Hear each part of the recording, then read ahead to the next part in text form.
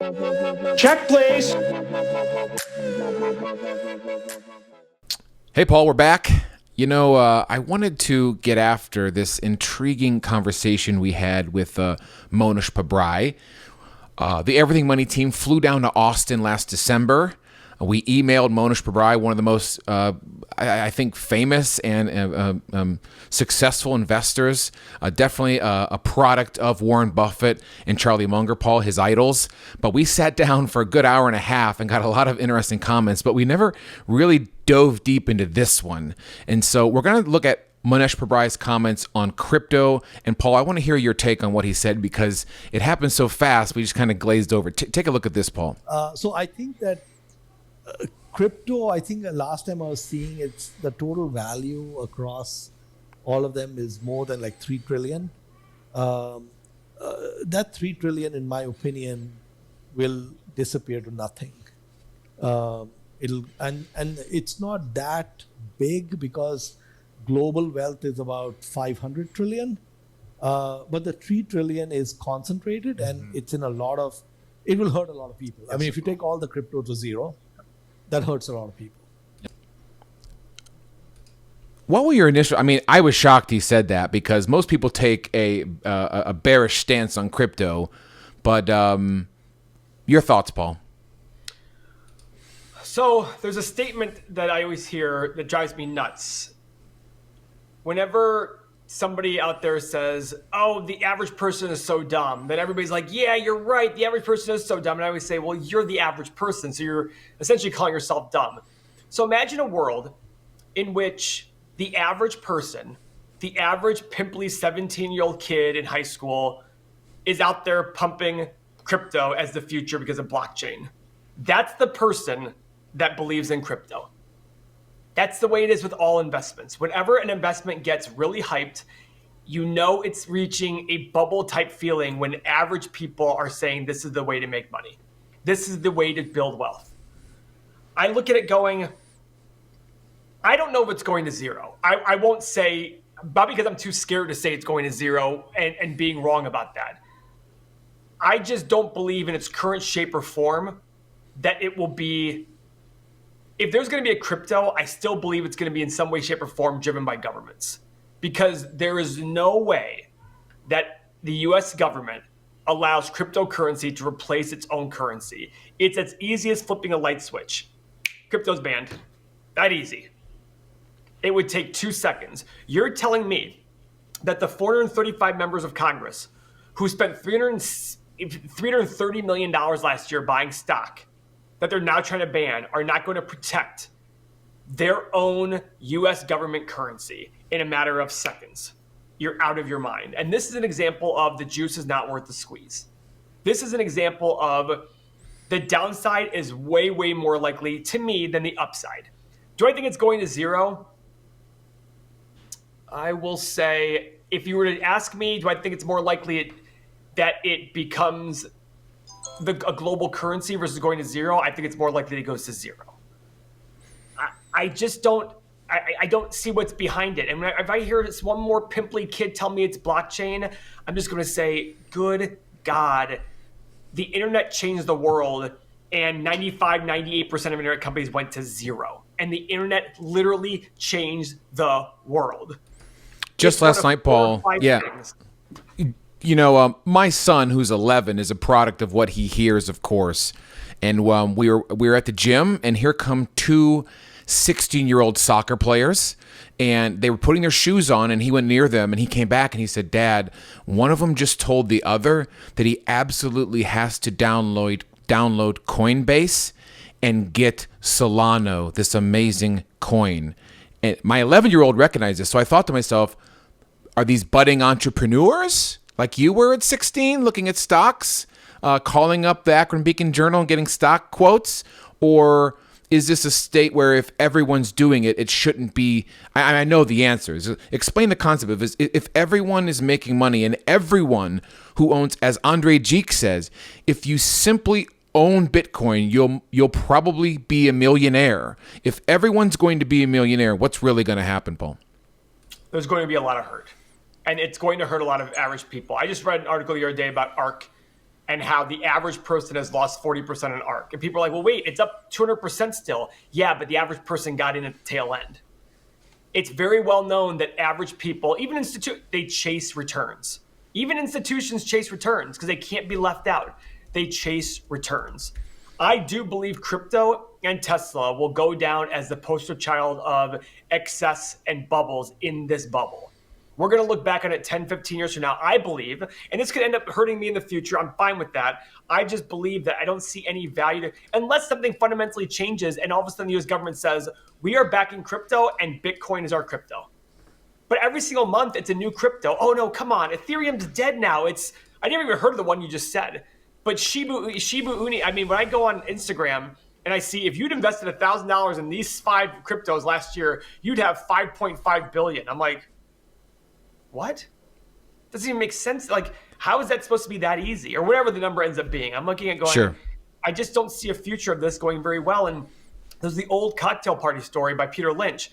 If I go to a cocktail party and people feel bad for me, it's time to buy stocks. If I go to a cocktail party and people are kind of indifferent, stocks are probably worth what they should be worth. If I go to a cocktail party and the average person is telling me what to buy, we're in a bubble, or I should be selling stocks. Even worse, it's the person's at the cocktail party, their kid is telling you what to buy. Yeah, they're busting the table. Yes. Which I bust a lot of tables, and I certainly wasn't an investment expert at the time. So, Paul, what really resonates with me is the concept of, say you're just an old fudder, because Stockmo says you're just spreading FUD, and that this is just fear and doubt, and that normal investors shouldn't listen to this, Paul. But talk to people about the concept of downside risk, because we were talking about a very volatile stock in that Palantir. We had a conversation, you and I, off camera, about the concept of you avoided a stock like Palantir and people said you were nuts. And now that it's down 80%, 75%, you said to me, well, at least, I didn't make any money on Palantir, but I certainly didn't lose 75%. And the amount of gain you now need just to make any money. Talk about that. Reassure that to people, because this might be very new. So if you're out there, pay attention, because if your friends just keep telling you got to get into this, there is an alternative, and you can hear it from someone who's made an F ton of money in the past 20 years. Go ahead, Paul. If you lose 50% on an investment, you got to then make 100% to make it back, to go to even. If you lose 75%, you've got to make 100, 200, 300%. And for those of you who say, it's 400%, it's 300%, everybody does the math wrong. Guys, every good value investor will say that it's not about the gains. The gains will take care of themselves. It's about managing the losses, the risk. When that moron Grant Cardone says 6% is better than 0, what he doesn't remember is, if you're overpaying for that 6%, it's not better than 0. In my opinion, 0 is better than losing 20%. Not in my opinion, history has shown that. History has shown that the less you pay for something, the more likely, the better you're going to do. That's just a fact. It's not even history shows that. That is a mathematical fact. ROI is calculated based on the price you pay. That's the denominator. The lower that number is, the better you're going to do. That's just a fact. That's it. But what ends up happening is people get scared when the price falls. They sell at the wrong time. They buy at the wrong time. That's just human nature. That's exactly what people do. When things are going up, oh, this is great, let's continue to buy more. When things are going down, oh my God, this is terrible, let's sell. Facebook today, it's down 25%. If you like Facebook at 380, you should love it at 239. If you don't, then you better have a really good reason fundamentally why that's changed. Because I would sit there and argue that you probably made the wrong assumptions at 380. Their 40% revenue growth in the last 10 years is not sustainable. As I've always said, I made my assumptions based on 10% revenue growth, and it has Facebook on my worst case, on my lowest assumptions, worth over $250 a share. So I'm a buyer of Facebook right now. Does that mean I'm going to be right? No, it just means unless some information major changes that makes me go, oh crap, it shouldn't even be 10%. But it took 30% revenue growth to justify $380, $400 share price. The downside risk is the thing that everybody ignores. It's all about managing your downside risk. If you just avoid the big losers, you'll probably do very well. If you buy when things look worse, you'll probably do pretty well. In some fundamentally good companies, you'll probably do very well. We just did a video on Disney. When I make the assumptions on Disney based on them being profitable like they used to be, it still doesn't make sense at this price. Mm-hmm. So I'm not going to buy it. Even though it's down a lot, it still doesn't make sense at this price, because even assuming their profit margin and growth from before, I still need it to drop a lot more money. That's understanding value. That's understanding a business. That's understanding cash flow. And every investment is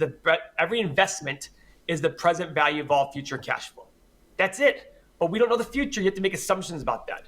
So unless your assumptions are going to change for some reason, be conservative, make your assumptions, and buy investments. There are over 10,000 stocks out there that you can choose from. I mean, tens of thousands. Go find the 20 or 30 that make the most sense to you. That's it. Paul, I do talk to a lot of normal people in this world. I like to bring their thoughts to you. And all too often, it's very strange. I hear this all the time is, investing is difficult. Stocks are difficult. I actually don't invest much at all, but I am in some crypto coins. And the concept of just downloading Coinbase, putting in a few dollars, and then throwing it at the wall at some speculative coin. Doesn't it sadden you to see that? Because that was me. That was formerly me. I had Bitcoin. I literally. I hate to be selfish, Seth. It frustrates me. It doesn't sadden me. I mean, that's probably mean. It doesn't sadden me. It frustrates me. You say that investing is difficult, so you go buy the one thing that cannot be explained besides saying it's blockchain. Great. I'm going to make my own crypto right now and say it's blockchain. What does that make it any different? It's got to be more to it than that. At least with an investment in a stock or something like that, I can sit there and say, hey, it's cash flow. But this is just a tale. Unfortunately, the average person will pay the price. And then they'll blame somebody else in the future for it. The hard part about investing isn't numbers. It's the emotion part of it. The emotional aspect. My cousin, he's a 26, 27-year-old engineer. He texted me yesterday going, Paul, look at this company. They have $1.4 billion in free cash flow and they pay $3.3 billion in dividends. How is this possible? I go, I don't know. Then he sent me another article that said they only pay out 60 to 70% of their discounted cash flow. So they're making assumptions about the future and justifying it that way. I'm like, listen, I just avoid that. They could be right, but there's so many other companies I can buy for a dividend that can easily afford the dividend. Why would I even consider this company? Just put it in the too hard pile. I'm out. I'm absolutely out. I'm done. And this is my 26-year-old cousin. How old is he now? 26, 27? I don't know. He's probably going to watch this video and text me like, hey, Dick, I'm 27. Whatever it is. The bottom line is it just didn't make sense to me. So it's very easy. Move on. It doesn't make sense to me. Move on. The problem we have is we get attached to something and say, I have to be able to explain this right now in my own way and justify the price. Okay, do it. I think, like Paul... Tesla. Well, I think the funny part about the cryptos, which definitely went through my mind and some of my colleagues, is it is easy to comprehend because you just buy and it goes up. There are no, you know what I mean? There's nothing to digest. There's nothing to look at. It's just pure whatever people think, whether it's Shiba, whether it's Doge. Share my screen. Go ahead, Paul. This is Bitcoin. Somebody would argue with me, yeah, Paul, but I wanted it back here. I had it back here. You're right. That's great. But you don't just buy and it goes up. How do you explain that? Oh, from that, how do you explain that? It doesn't just go up. There are going to be gyrations even along the way. So when I hear that, like, look at Kathy Wood now. Her ARK investment is absolutely freaking terrible, right? Absolutely terrible. Look at the 3-year chart in it, though. This is a 3-year chart. She looked like a genius here. Jim Cramer called her a genius here. I called her a moron here, all the way along. I was like, she's stupid. Paul, you're wrong. I remember there are YouTube videos of people saying, gee, she has a $15 billion fund. You don't, Paul. Who's the smart one? Okay, so now am I smarter than her? According to your argument, yes, but now the story shifts. Oh, well, no, it's a deep value play. So wait a second. Before, she criticized Michael Burry for being a value investor, not understanding disruption. Now she uses those same words to justify a low price. There you go, Kathy Wood, right to you. Jim Cramer, right to you. I'm sorry. And the average person all bought up here. Go read the article about the average person lost 40% on ARK. Why? Because they all bought up here. They all bought up here. They didn't buy down here. They certainly didn't buy down here. The Cavs won the title. Right here, Seth. Right there, the day before this, the Cavs won the title. $19 a share.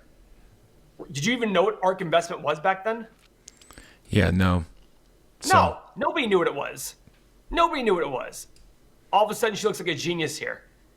If that's the case, if she's a genius here, she's really stupid here. That's the argument. You cannot claim being a genius because it goes up like this. You cannot claim Bitcoin goes up when I'm looking at it right now and it's half of its high. I don't understand this. It's half of its high. So final question, Paul, is if people are out there still holding the bag with money in their Coinbase account, what would be the wisest choice you think, in your opinion, your humble opinion, someone who's makes an ton of money doing this? If you really believe in it and think it has a future, stick with it. If it doesn't make sense to you, but you're just following it because everybody tells you to, I would reassess. Because usually when everybody tells you to buy something, that's the last time you should be buying it. That's just, been proven over the last 600 years, literally in like every bubble in the world. Every bubble in the world. And of course, we're going to go through this one, and there'll be a few people who will learn the lesson. And then 20 years from now, we'll have another one, another big market bubble, whatever it's going to be. And people will never learn their lesson. And that's what makes value investing so lucrative. You cannot invest in what everybody else invests in and do well. That just doesn't even make sense. If everybody's invested in it, you are going to do exactly what everybody else does. Okay, have fun. If these concepts resonate with you, you can join our team, join our community, go to everythingmoney.com or patreon.com/everythingmoney. You get our software. You can analyze stocks and investments. You get our stock analyzer tool and our community where you can bounce ideas. Paul, we have people from all over the world. We're huge in Latvia, Korea, New Zealand. It's astounding to see how many people all over the world go on. Are we bigger in North Korea or South Korea? Well, I haven't. It's a good question. Too soon, Paul? I don't even know. Let's get some data there. Let's get some data there on that. Tim, we'll pull data on that, yeah. We're more popular in North or South Korea. That's important to me. So if you feel alone out there in your investing journey, which I did before I met Paul, join a community, and you can discuss with a lot of people, and that day trading chat is on fire, and day traders, you can excel here as well. So that's our take on Mohnish Pabrai, on crypto. Make sure you follow, thumbs up, watch more videos, and if this speaks to you, watch more videos. If it doesn't, you can bugger off. So I'll see you guys. See you, Paul. Next video. Fondle, thumbs up. See you guys.